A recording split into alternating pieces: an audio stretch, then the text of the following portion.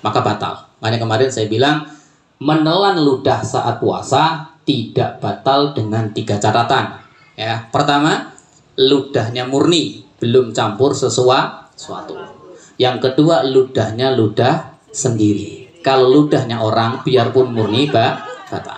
Bayanginnya ya ludah suami atau ludah istri gitu, tuker-tukeran ludah seumpama ya, batal. Yang ketiga, ludahnya masih di lingkup mulut. Kalau ludahnya ludah sendiri, ludah murni tapi sudah keluar dari mulut, batal. Ya, kumpulin di gelas umpama. Barangkali ya, maka batal. Ya, biarpun murni. Ya, jadi begitu. Catatannya 3 begitu. Kemudian wa ma wasala ila al-jawf wa kana gubarun tariqin wa ma wasala ilaihi wa kana ghurbatun dakin aw dubaban ta'iran aw nahu. Kemudian yang berikutnya adalah debu-debu yang berterbangan kemudian masuk ke dalam kita hirup. Asap, ibu-ibu yang kerja di pabrik yang ngirupin asap nggak apa-apa, nggak batal. Tapi kalau ngirup rokok batal. Ya, hati-hati. Ya, jadi bedanya kalau rokok itu ada ain, ya, ada bendanya. Ya, yang masuk namanya nikotin. Kemudian kalau asap ya enggak ini.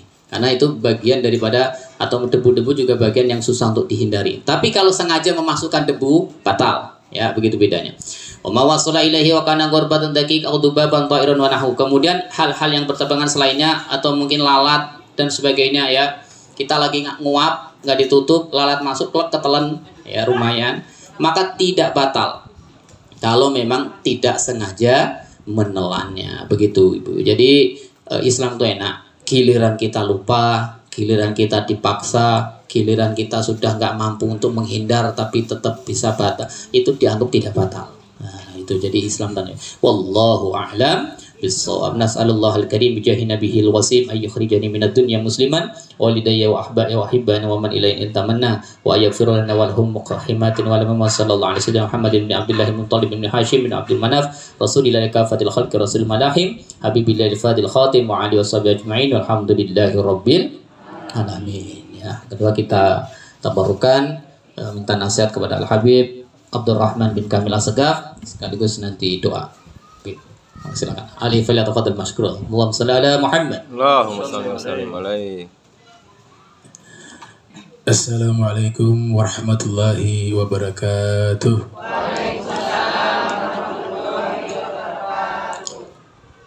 Alhamdulillahilladzi a'anna bi ta'atihi wa hadana lil qiyami bi ibadatihi. شرح صدورنا لتوحيده ومعرفته وشرف لنا بحب حبيبه وخير خلقه اللهم صل وسلم على سيدنا محمد الفاتح لما أغلق والخاتم لما سبق الناصر الحق بالحق والهادي إلى صراطك المستقيم وعلى آله وصحبه حق قدره ومقداره العظيم أما بعد. Yang sama-sama kami muliakan, kami hormati Al-Ustaz Al-Syekhuna Minanur Rahman mata'anallahu ta'ala bituli hayatihi wa umrihi wa nafa'ana bihi wa bi'ulumihi fid darain.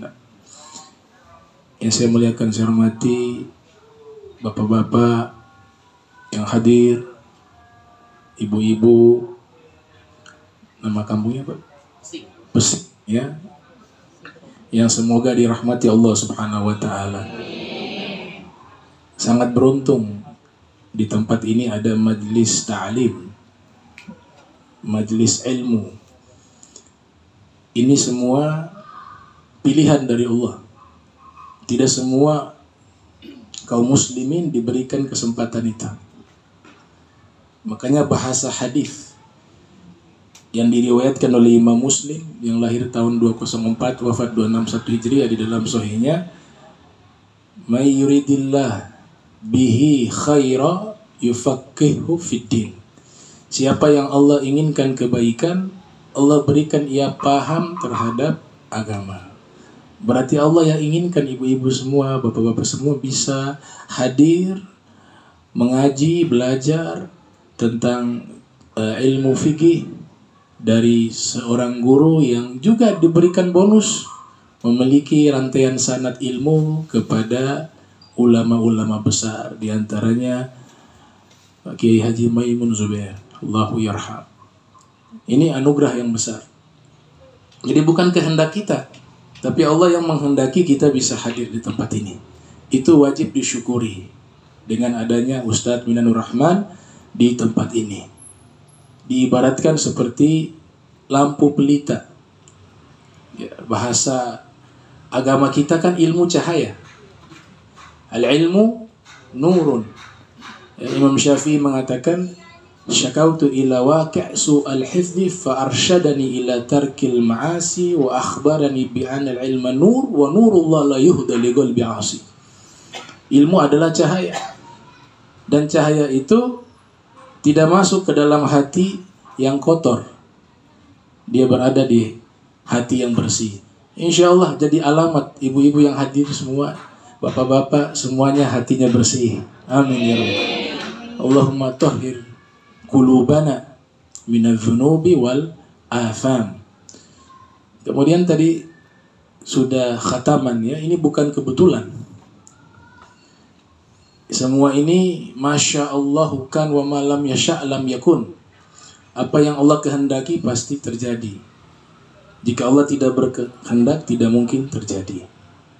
Artinya bukan kebetulan saya bisa hadir di tempat ini. Kemudian bertepatan dengan khatamnya kitab As-Safinatun Najah. Tapi memang sudah ditentukan oleh Allah Subhanahu wa taala. Nah, ini menjadi anugerah yang sangat besar, dan saya juga merasa terhormat bisa hadir berkumpul bersama guru saya Ustadz Minanur Rahman, dengan bapak-bapak juga, dengan ibu-ibu ya. Natasyarrafu, kami merasa sangat beruntung dan mendapatkan kemuliaan di tempat ini. Tadi ditutup dengan bab puasa ya, as-shaum atau as-siyam. Ada literasi yang menjelaskan umumnya itu ketika diwajibkan puasa, ayat yang selalu disampaikan adalah ya ayyuhalladzina amanu kutiba alaikumusiyam kama kutiba alal ladzina min qablikum la'allakum tattaqun. Hukum ibadah semuanya itu di Madinah kecuali sholat. Sholat Nabi masih di Makkah, tapi sudah mendekati hijrah. Kalau tidak salah Ramadan itu diwajibkan pada tahun 2 Hijriah. Di dalam kitab Fiqh Sirah Nabawiyah karya Dr. Said Ramdan Al-Buti, di situ diterangkan demikian.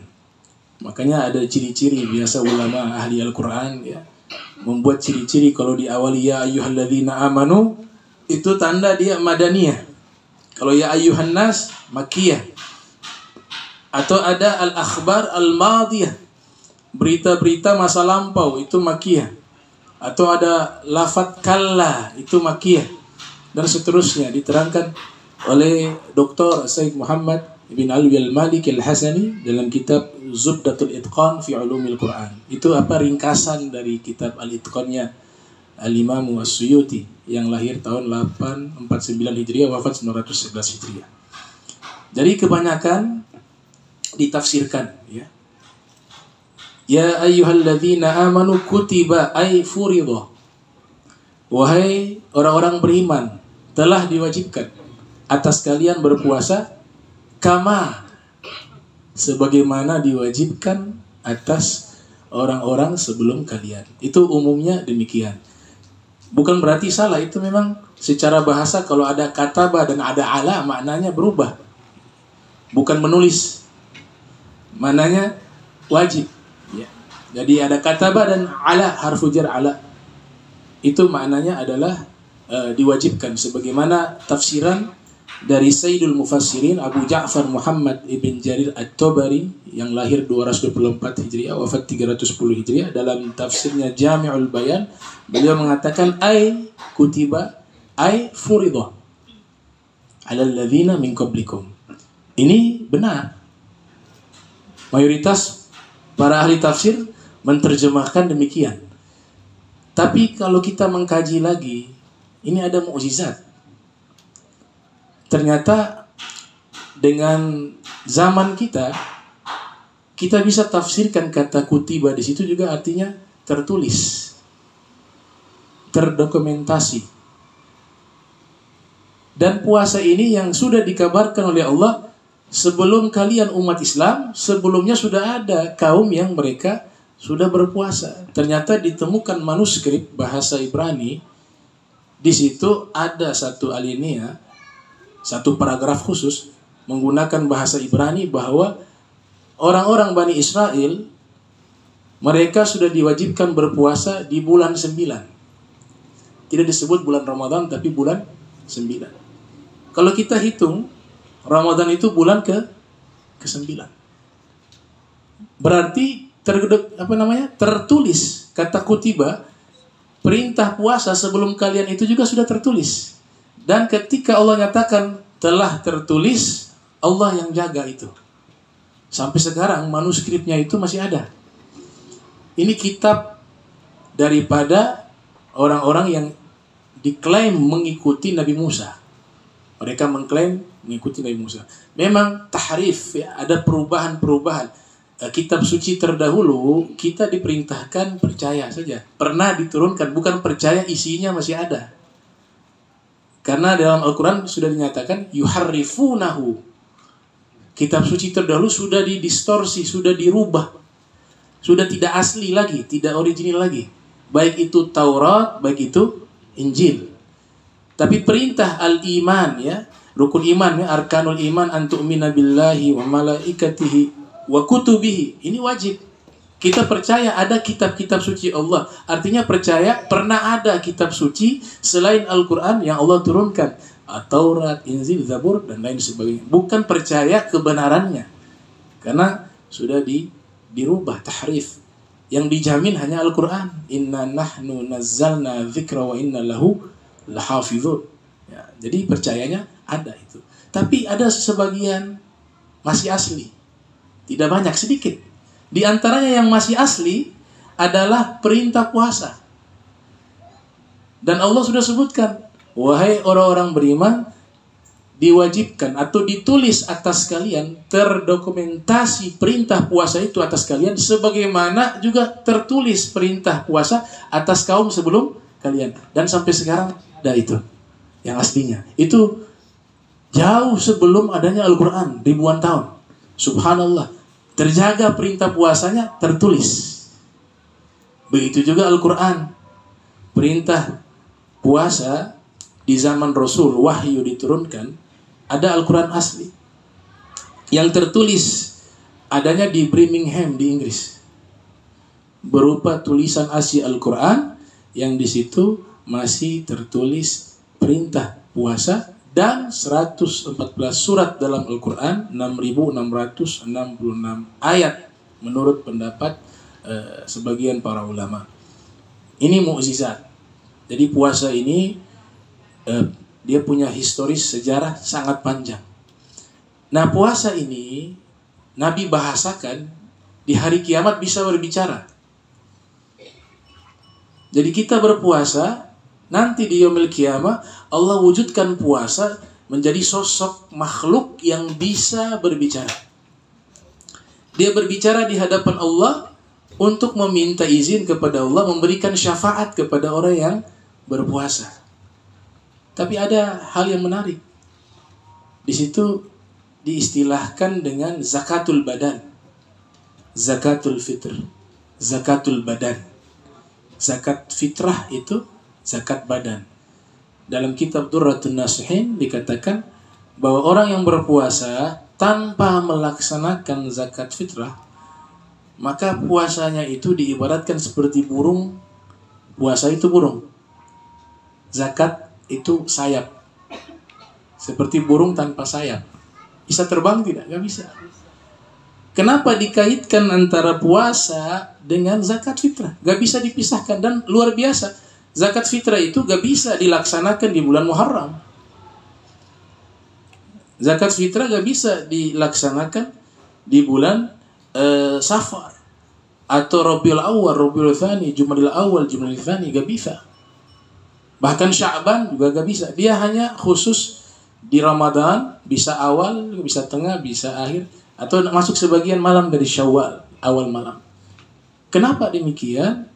Seakan-akan disampaikan kepada kita, kita kalau hanya sibuk ibadah yang sifatnya ubudiyah hanya kepada Allah tanpa memperhatikan hubungan kita dengan sesama manusia, maka itu menjadi naqis, sesuatu yang cacat dan kurang. Maka dikaitkan hubungan di sini bahwa puasa itu host untuk dirinya dan Tuhannya, Allah Ta'ala. Makanya dalam hadis kan Allah Ta'ala berfirman bahwa kullu amali bani Adam lah illa siyam. Semua amalan anak Adam untuk dirinya kecuali puasa untukku. Berarti khususiyah ibadah puasa itu antara hamba dengan penciptanya. Manusia, sesama manusia gak ada di situ. Maka di sini Allah tambahkan satu syariat zakat fitrah, itu hubungan antara dirinya dengan sesama manusia. Kalau dua-duanya ini dipadukan, maka adalah dua sayap yang nanti bisa membuat burung itu terbang. Amalan kita maqbul indallah, diterima oleh Allah Subhanahu wa taala. Makanya Nabi katakan khaslatani, ada dua sifat yang tidak mungkin ada di dalam diri seorang mukmin.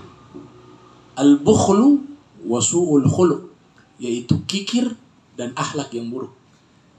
Kikir, kita dilatih zakat wajib, tapi ada fase lainnya disuruh latihan sedekah. Nabi katakan as-sadaqah tasuddu sab'ina baban min abwabil bala. Sedekah itu menutup 70 pintu bala. Bahkan ada wasiat khusus yang disampaikan oleh Nabi Muhammad sallallahu alaihi wasallam kepada Imam Ali bin Abi Thalib, ya Ali bakiru bis sadaqah fa innal bala la yatakhattaha. Wahai Ali, kalau di pagi hari keluarkan sedekah, karena sesungguhnya bala tidak bisa melangkahi. Jadi menjadi pelindung, ya. As-saum junnah, kata Nabi. Puasa itu adalah perisai. Jadi ibu-ibu jangan lupa zakat fitrah. Ya, mazhab Syafi'i qutul balad, makanan pokok yang dia makan. Kalau guru kami Abu Habib Abu Bakar bin Hasan At-Tas Az-Zabidi mengatakan, dan ini saya sudah cek juga dalam kitab Fiqhul Islam wa Adillah karya Wahbah Az-Zuhaili. Di situ dikatakan kalau makanan pokok yang kita makan sehari-hari beras merah, dan memang aglabiyah, kebanyakan yang kita makan selama setahun itu adalah beras merah, maka zakat yang dikeluarkan, zakat fitrah adalah beras merah, gak boleh di bawah itu. Bagaimana syariat ini ingin membagi kenikmatan yang sama. Kita nikmati nikmat tersebut, yang lain harus rasa. Jangan sampai di hari raya kita makan enak, sedangkan ada saudara-saudara kita, mereka tidak makan. Itu yang dinyatakan oleh para fuqaha di dalam kitab-kitab fikih mereka. Jadi dua ibadah ini yang menjadi esensi ajaran Islam. Kita baik dalam ibadah, tapi jangan lupa perilaku kita juga baik, akhlak kita baik, hati kita bersih. Ya, jangan iri hati. Kalau orang punya nikmat, doakan tambah banyak nikmatnya. Ada orang sukses, doakan tambah sukses. Secara tidak langsung kita dapat doanya malaikat.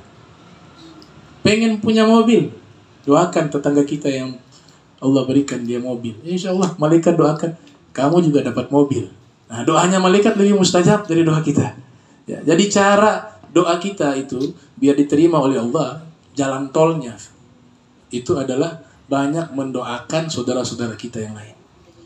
Gitu. Kalau iri hati justru jadi penyakit yang merusak amal, ya. Iyakumul hasad, fa innahu ya'kulul hasanat kama ta'kulun narul hatab. Ya, hati-hati dengan sifat iri hati. Dia menghancurkan, dia itu bahasanya memakan, menghancurkan pahala-pahala, bentuk jamak. Sebanyak apa pahala yang kita kumpulkan, tapi dalam hati punya sifat iri hati, maka akan habis itu pahala. Sebagaimana kayu bakar itu menjadi debu ketika dibakar. Maka ini adalah tarbiyah. Ya, ulama mengatakan Ramadan madrasatus sholihin. Ramadan ini pesantren orang-orang soleh.